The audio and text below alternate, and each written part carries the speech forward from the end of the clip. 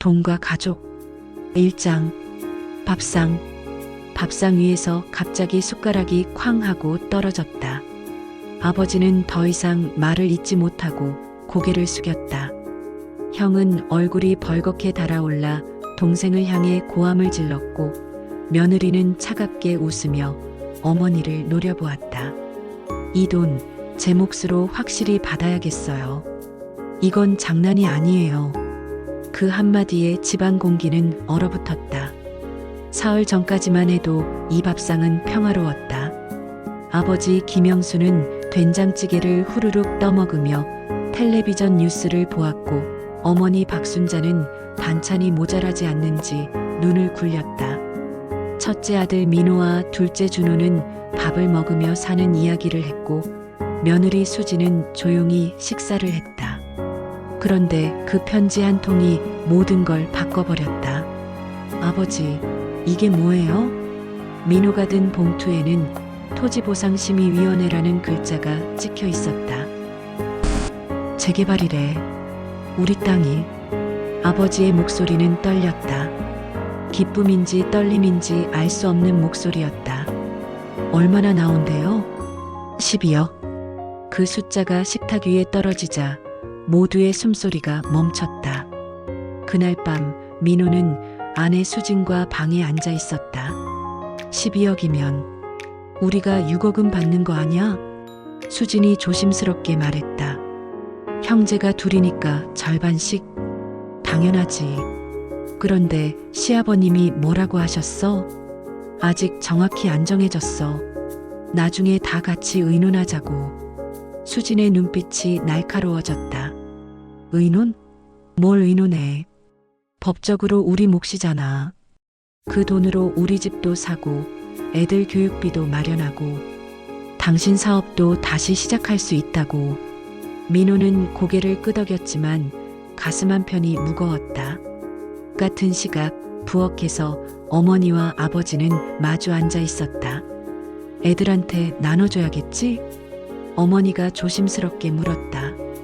당연하지. 근데 뭐? 이 돈으로 준호 결혼자금도 마련해야 하고 우리 노후 병원비도 생각해야 하고. 그러게. 그냥 반씩 나눠주면 우린 뭘로 살아? 둘은 말없이 차를 마셨다. 그 침묵 속에 이미 균열은 시작되고 있었다. 2장. 갑작스러운 거액. 보상금 통지서가 정식으로 도착한 날 집안은 묘한 설렘으로 들떠 있었다.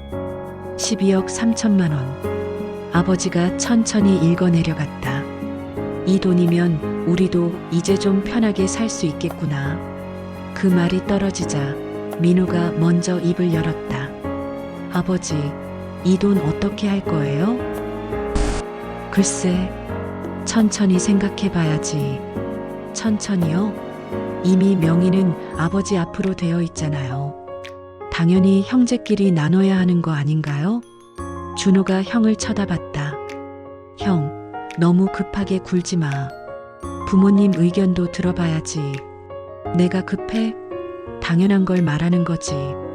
이 땅은 할아버지 때부터 우리 가족 땅이었고 형제가 상속받는 게 맞잖아. 어머니가 끼어들었다. 그래도 아직 우리가 살아있는데 상속이 무슨. 어머니, 그게 아니라 법적으로 이런 보상금은. 법 타령은 집에서 하지 마. 아버지의 목소리가 커졌다. 식탁이 다시 조용해졌다. 그날 이후 가족은 조금씩 변하기 시작했다. 민호는 부동산 중개사무소에 들러 집을 알아보기 시작했고, 수지는 인테리어 잡지를 모으기 시작했다.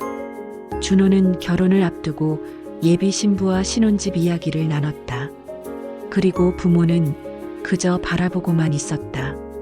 여보, 이거 우리가 잘못 생각한 건가? 뭐가? 이 돈이 우리를 행복하게 해줄 거라고 생각했잖아. 근데 왜 이렇게 마음이 불편한 거야? 아버지는 대답하지 못했다. 3장. 균열의 시작. 가족회의가 열렸다. 자, 오늘은 다 같이 이야기 좀 해보자. 아버지가 무겁게 입을 열었다. 이 돈을 어떻게 쓸지 말이야. 각자 생각을 말해봐. 민호가 먼저 손을 들었다. 저는 반씩 나누는 게 맞다고 봅니다. 형제니까요. 준호가 고개를 저었다. 형, 나는 그렇게 생각 안 해. 이 돈은 가족 전체를 위해 써야 해. 부모님 노후 자금도 필요하고, 내 결혼 자금도 필요하고, 그건 내 몫에서 쓰면 되잖아. 형은 이미 결혼도 하고, 집도 있잖아. 나는 아직 아무것도 없어. 수진이 끼어들었다. 그건 당신들 부모가 도와줘야 할 일이지. 우리가 왜 희생해야 해요? 어머니가 눈을 부릅떴다. 희생이라고?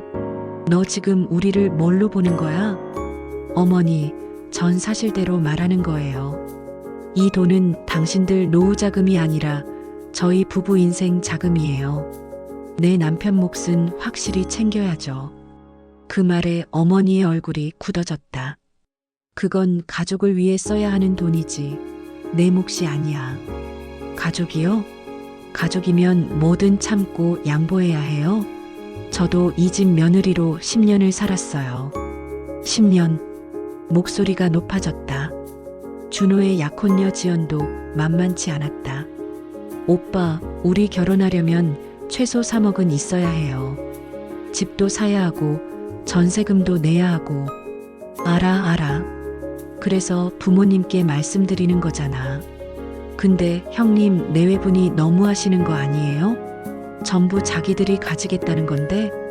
그건 형도 입장이 있으니까. 입장? 우리 입장은요? 오빠는 왜 이렇게 약해요? 준호는 아무 말도 할 수 없었다. 작은 말싸움은 서서히 깊은 갈등으로 번져갔다. 식사 시간마다 신경전이 오갔다. 수지는 시어머니와 눈도 마주치지 않았고 민호와 준호는 서로 말을 아꼈다. 아버지는 답답한 듯 한숨만 내쉬었다. 이게 무슨 꼴이냐? 어머니가 홀로 부엌에서 눈물을 흘렸다. 돈 때문에 가족이 이렇게 되다니. 하지만 돈은 이미 모두의 마음을 바꿔놓고 있었다. 사장, 불붙는 갈등, 며느리와 시댁 간의 전면전이 시작되었다. 시어머니, 솔직히 말씀드릴게요. 수진이 어머니와 단둘이 앉은 자리에서 입을 열었다. 이 돈은 당신들 노후 자금이 아니라 저희 부부 인생 자금이에요. 뭐라고? 민호 씨는 사업 실패하고 빚까지 졌어요. 저는 애들 키우면서 파트타임으로 일했고요. 10년 동안 우리가 얼마나 힘들게 살았는지 아세요? 어머니의 손이 떨렸다. 그래도 그렇지. 부모 앞에서 그런 식으로. 그럼 어떻게 말해요? 제가 계속 참고만 살아야 해요? 이 집안 며느리로 10년을 살면서 명절 때마다 음식 장만하고 제사 준비하고 시부모님 병원 모시고. 저도 사람이에요. 그건 내가 해야 할 도리잖아. 도리요? 그럼 시어머니는 저한테 뭐 해주신 게 있어요? 애 봐주신 적 있어요? 우리 힘들 때 도와주신 적 있어요? 어머니가 벌떡 일어났다. 나가. 당장 내 앞에서 나가. 수진도 지지 않고 일어섰다. 네, 나갈게요. 근데 제 돈은 꼭 받을 거예요. 법적으로라도요. 쾅! 문이 거칠게 닫혔다. 민호와 준호 사이도 금이 갔다. 형수님 좀 말려요. 어머니가 얼마나 상처받으셨는데. 준호야, 넌 아직 결혼 전이라 몰라. 집안 꾸리고 애들 키우는 게 얼마나 힘든지. 그렇다고 부모님한테 저렇게 해요? 우리가 지금껏 받은 게 얼마나 많은데. 받은 게 많아? 뭘 받았어? 나 대학 등록금도 장학금이랑 알바로 냈어. 형은 부모한테 받은 게 뭐가 있어? 준호가 숨을 크게 들이쉬었다. 형은 변했어요. 돈 앞에서. 내가 변했어? 넌 아직 철이 없어서 그래. 세상이 얼마나 각박한지 몰라서. 형제는 서로를 노려보았다. 서로의 마음에 쌓인 불만이 드러나고 형제 간 신뢰는 무너져 갔다. 5장 폭발. 드디어 가족회의가 다시 열렸다. 이번에는 지연도 함께였다. 5명이 밥상에 둘러앉았지만 분위기는 장례식장처럼 무거웠다. 자, 오늘은 결론을 내자. 아버지가 떨리는 목소리로 말했다. 이 돈을 6억씩 형제가 나눠가지고 우리는. 안 돼요. 수진이 손을 탁 쳤다. 6억요? 우리 몫은 최소한 7억은 되어야죠. 민호 씨가 장남이고 부모님을 더 많이 모실 거잖아요. 뭐라고? 준호가 벌떡 일어났다. 형수님, 지금 무슨 말씀하시는 거예요? 형제가 똑같이 나누는 게 당연하죠. 당연해요? 당신은 아직 결혼도 안 했고 부모님 모실 일도 없잖아요. 지연이 끼어들었다. 저희도 결혼하면 모실 거예요. 그리고 우리는 집도 없어요. 형님네는 이미 집이 있잖아요. 전세야, 전세. 그것도 곧 나가야 돼. 목소리가 높아졌다. 아버지가 주먹으로 상을 쳤다. 화, 다들 입 닥쳐. 순간 정적이 흘렀다. 이게 무슨 꼴이냐? 돈 때문에 가족이 이렇게 싸우는 게 말이 되냐? 아버지는 우릴 생각 안 하시잖아요. 민호가 소리쳤다. 생각 안 해? 내가 너희를 얼마나 생각하는데, 내가 평생 이 땅 지키려고 얼마나 고생했는지 알아? 그래서요? 그게 우리랑 무슨 상관이에요? 그냥 주시면 되잖아요. 이 새끼가. 아버지가 밥상을 뒤엎었다. 쿵. 그릇들이 바닥에 떨어지며 산산조각 났다. 민호와 준호가 서로 달려들어 멱살을 잡았다. 놓으라고. 형이 놓아. 어머니가 오열하며 두 아들 사이에 끼어들었다. 그만해. 제발 그만하라고. 가족이 더 이상 가족처럼 느껴지지 않는 순간이었다. 6장 파국의 그림자. 그날 이후 집안은 완전히 갈라섰다.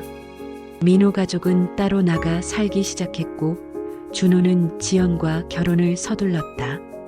부모는 텅 빈 집에 홀로 남았다. 이럴 줄 알았으면 그 땅 안 팔걸. 아버지가 중얼거렸다. 며칠 후 민호의 변호사에게서 내용 증명이 날아왔다. 유류분 반환 청구. 아버지는 종이를 보며 손을 떨었다. 아들이 나를 고소한다고? 어머니는 말없이 눈물만 흘렸다. 준호도 마찬가지였다. 형이 법적으로 나오면 나도 가만히 있지 않을 거예요. 준호도 변호사를 선임했다. 형제는 법정에서 만나게 되었다. 아버지의 가게는 점점 기울었다. 손님도 뜸해지고 아버지 자신도 의욕을 잃었다. 건강도 나빠지기 시작했다. 여보, 병원 가봐야 해요. 괜찮아. 그냥 피곤한 거야. 하지만 얼굴은 점점 창백해졌다. 민호도 상황은 나아지지 않았다. 수진과의 관계도 껄끄러워졌다. 당신이 너무 심했어. 뭐가? 부모님한테 그렇게까지 할 필요 있었어? 당신이 뭘 알아? 내가 얼마나 참고 살았는데. 민호는 아무 말도 하지 못했다. 밤에 혼자 소주를 마시며 생각했다. 내가 뭘 하고 있는 거지? 가족이 욕심에 매몰될수록 삶 전체가 무너져갔다. 돈은 아직 한 푼도 쓰지 않았지만 이미 모든 것을 앗아가고 있었다. 7장 반전의 진실. 법원 조정 기일 전날 밤 아버지가 갑자기 쓰러졌다. 여보. 어머니의 비명에 민호와 준호가 달려왔다. 응급실. 의사는 심각한 표정으로 말했다. 급성 심근경색입니다. 늦었으면 큰일 날 뻔했어요. 민호와 준호는 아버지 침상 앞에서 고개를 숙였다. 아버지. 사흘 후 아버지가 깨어났다. 애들아, 내 아버지. 서랍에 서류 있다. 가져와봐. 민호가 가져온 봉투에는 유언장이라고 적혀 있었다. 이게 뭐예요? 읽어봐. 민호가 떨리는 손으로 봉투를 뜯었다. 그리고 유언장을 읽는 순간 얼굴이 하얗게 질렸다. 이게, 아버지, 이게 무슨... 유언장에는 이렇게 적혀 있었다. 본인 김영수는 이 재산을 특정 상속인에게 돌리지 않는다. 이 돈은 김영수 가족 신탁 기금으로 설정하며 가족 구성원 전체의 교육, 의료, 주거를 위한 공동 자금으로 사용한다. 단독 인출은 불가하며 가족 전원의 합의가 있을 때만 사용 가능하다. 이게 무슨 뜻이에요? 아버지가 천천히 입을 열었다. 이 돈은 너희 개인 돈이 아니야. 가족 전체를 위한 거야. 하지만 나는 너희가 이 돈으로 싸울 줄 알았어. 그래서 이미 3년 전에 이 유언장을 작성했지. 법률사무소에도 등록되어 있어. 민호와 준호는 말을 잃었다. 아버지, 그럼 우리는, 너희는 아무것도 가질 수 없어. 단독으로는. 침묵이 흘렀다. 하지만 너희가 진짜 가족으로 돌아온다면 이 돈은 너희 모두를 위해 쓰일 거야. 집 살 때도, 아플 때도, 힘들 때도. 준호가 눈물을 흘렸다. 아버지, 죄송해요. 민호도 고개를 숙였다. 하지만 이미 관계는 돌이킬 수 없을 만큼 틀어져 있었다. 8장 에필로그. 6개월이 흘렀다. 법원의 조정은 끝났고 아버지의 유언장이 유효하다는 판결이 나왔다. 돈은 신탁 기금으로 묶였고 가족은 개별적으로 그 돈을 가질 수 없게 되었다. 민호는 작은 아파트로 이사했다. 수진과는 결국 별거를 선택했다. 아이들은 민호가 키우기로 했다. 아빠, 할아버지 보러 갈 거예요? 응. 가자. 민호는 오랜만에 부모님 집 문을 두드렸다. 어머니가 문을 열었다. 얼굴은 많이 수척해져 있었다. 들어와. 준호는 지연과 결혼했지만 신혼집 대신 부모님 집 근처에 작은 원룸을 얻었다. 오빠 괜찮아요? 응. 이게 맞는 것 같아. 준호도 매일 부모님을 찾아뵙기 시작했다. 어느 저녁 다시 밥상이 차려졌다. 민호, 준호, 그리고 부모. 예전처럼 5명이 둘러앉았다. 수진과 지연은 없었지만 그래도 가족은 다시 모였다. 잘 먹겠습니다. 조용히 식사가 시작되었다. 아버지가 입을 열었다. 너희들한테 할 말이 있다. 돈이 우리를 바꾼 게 아니다. 아버지의 목소리는 낮고 무거웠다. 본래의 욕심을 드러냈을 뿐이다. 민호와 준호는 고개를 들지 못했다. 우리는 원래 이런 사람들이었어. 다만 돈이 없어서 드러나지 않았을 뿐이지. 죄송합니다. 미안하다고 해서 끝나는 게 아니야. 이제부터가 시작이야. 아버지가 두 아들을 바라봤다. 그 돈은 너희 것이기도 하고 우리 것이기도 해. 하지만 진짜 중요한 건 돈이 아니라 우리가 어떻게 사느냐야. 네. 이제라도 깨달았으면 됐어. 천천히 다시 시작하자. 밥상 위에 따뜻한 김이 올랐다. 가족은 말없이 밥을 떠먹었다. 예전처럼 화목하진 않았지만 그래도 함께였다. 그날 밤 민호는 혼자 생각했다. 우리는 돈을 얻고 모든 걸 잃었구나. 12억이라는 돈은 여전히 있었다. 하지만 그것으로 살 수 없는 것들이 너무 많이 부서져 있었다. 신뢰, 사랑, 존중, 가족. 민호는 핸드폰을 꺼내 아버지께 문자를 보냈다. 아버지, 사랑합니다. 그리고 정말 죄송합니다. 곧 답장이 왔다. 알아. 천천히 가자. 민호는 눈물을 흘리며 핸드폰을 꼭 쥐었다. 끝. 돈이 우리를 바꾼 게 아니다. 본래의 욕심을 드러냈을 뿐이다. 돈 앞에서 우리는 얼마나 쉽게 변하는가. 가족이라는 이름 아래 우리는 얼마나 많은 것을 당연하게 여기는가. 이 이야기는 어딘가에서는 지금도 벌어지고 있는 현실이다.